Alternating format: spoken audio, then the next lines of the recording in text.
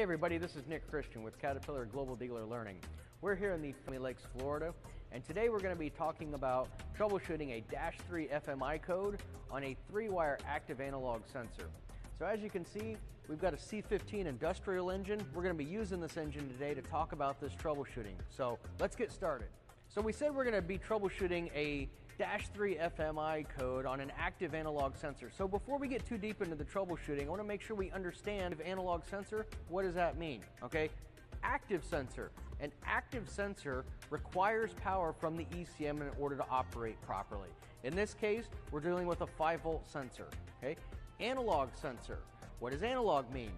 Analog means that the signal from the sensor to the ECM is going to be a variable DC voltage that is going to change based on the parameter being measured by the sensor. So in this case, we're dealing with a boost pressure sensor. So as this sensor detects boosts, more or less, the DC voltage coming from the sensor to the ECM is also going to vary based on the pressure being detected. So now that we've talked about what an active analog sensor is, let's talk a little bit more about what a -3 FMI code actually means and what triggers that code.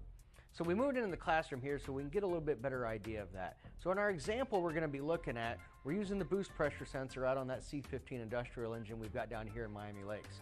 So that sensor, just as an example, let's say it has the ability to measure 0 PSI all the way up to 60 PSI. So the sensor itself, as it's detecting somewhere in this range our boost pressure, the signal from that sensor is going to output somewhere between 0 to 5 volts. Now we don't use the full 0 to 5 volts, we kind of put it somewhere in the middle. So on the low end of the scale, key on engine off in this case, 0 PSI, if it's detecting that, the sensor may put out a signal of half a volt. On the top range, if we're measuring 60 PSI, first of all, our engine's really working good. But if we're measuring 60 PSI, the sensor may be going out to, 4.5 volts it's gonna be measuring, okay? So we said an analog sensor is gonna put out an analog signal that's gonna be a variable DC voltage. So as we go from 0 PSI that we're detecting all the way up to 60, voltage-wise, that the sensor is going to be sending to the ECM that the ECM reads is going to be going from typically 0.5 volts up to typically 4.5 volts. So what we've got, as long as the ECM sees a voltage somewhere within that typically 0.5 to 4.5 range, right? So anywhere in here, if the ECM reads that, guess what? He is happy. He is a happy ECM, and he says no codes. All we're going to do is I'm reading a voltage, I'm reading a voltage, I'm reading a voltage. That's what ECMs like to do. They like to read voltages. And then what do?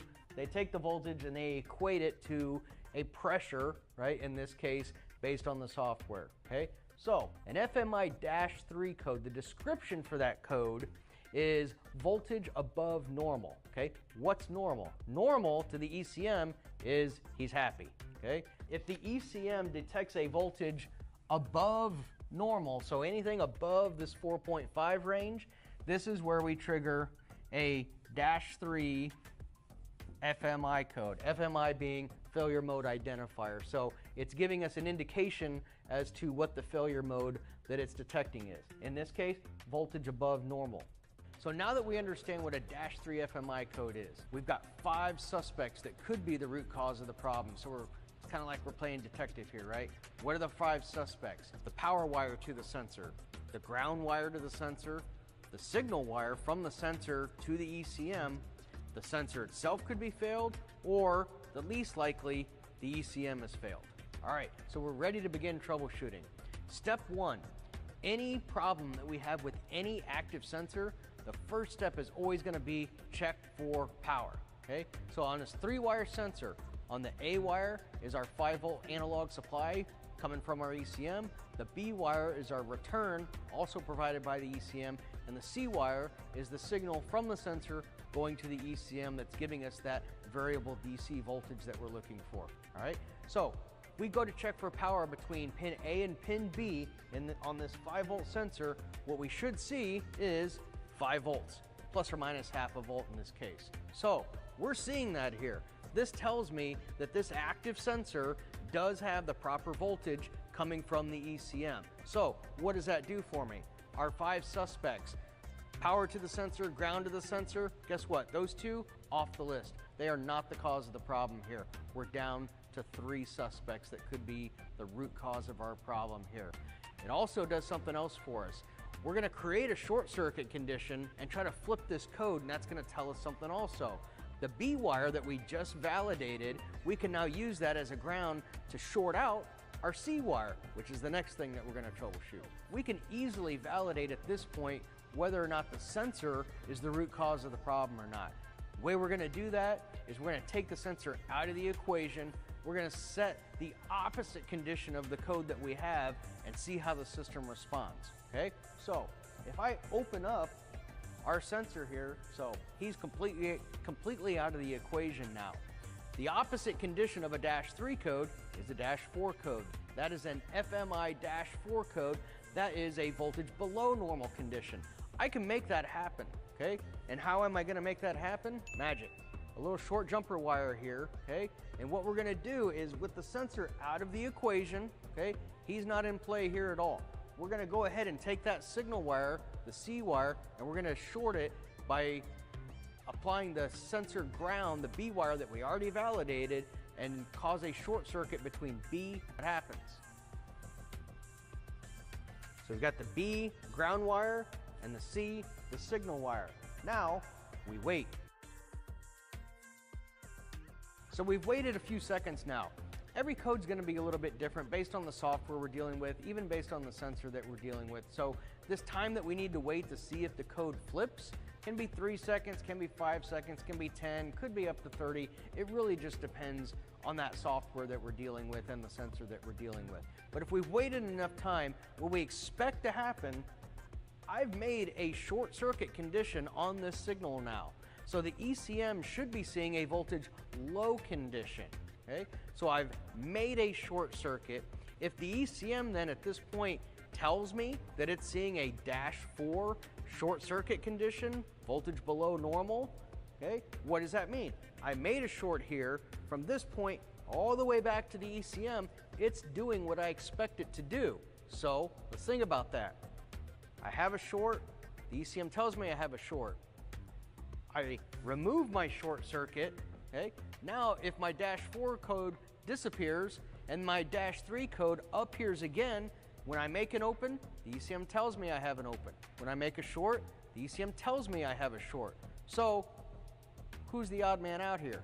The sensor in this case would be the root cause of the problem, because when I plugged it back in, I still have a -3 voltage high. So what happens then if we made our short circuit and our code does not change to the -4, right? So we've waited our debounce time.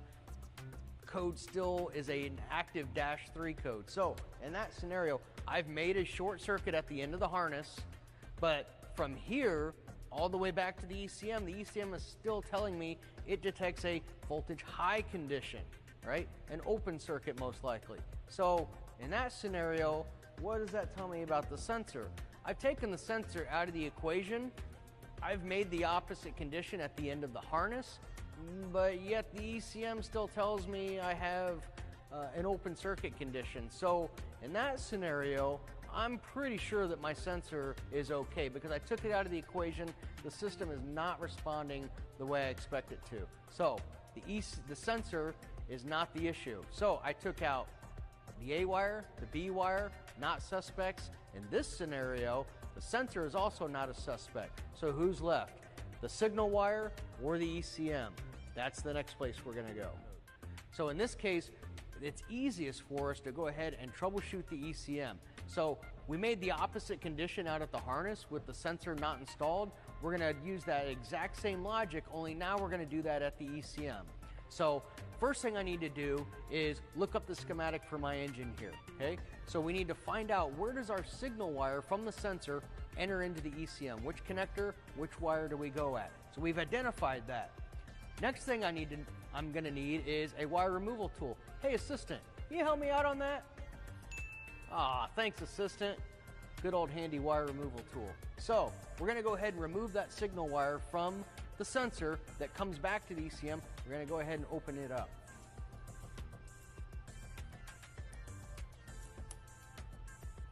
So this is our signal wire from the sensor coming into the ECM. Now, I just made an open circuit condition again. So what would have we been talking about with a -3 open circuit? If I make it open, I should get a -3 voltage high code. Except for that's the code that we started with. So really, you know, the ECM should be telling us that we have a -3 at this point. That's what we expect to happen. So if I want to test the ECM at this point, I'm going to need another prop. Hey, assistant, you got me a jumper wire? Ah, thanks, assistant. So we got a jumper wire here. We're going to install this wire where we pulled out the signal wire from the sensor.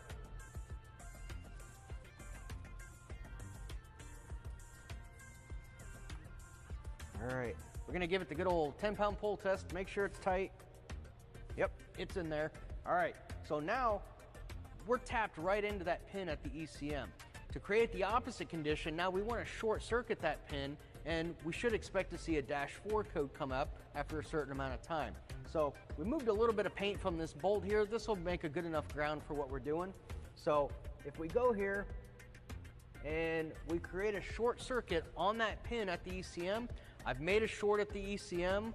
What do I expect the ECM to tell me? Well, if I've made a short, I should expect it to tell me I have a short. So a -4 FMI code, voltage below normal, indicates that I've made this short circuit condition. So again, I'm going to wait that few seconds, maybe a little bit more if I need to. If the ECM tells me I have a -4 code, it's sensing the short circuit that I just made. And then if I let that go again, and that -4 code goes away, and the -3 code appears again, well, if I have an open circuit, -3, if I make a short circuit, -4, so I'm just exercising the diagnostic capability of the ECM. If the ECM is doing what I expect it to do, who's left?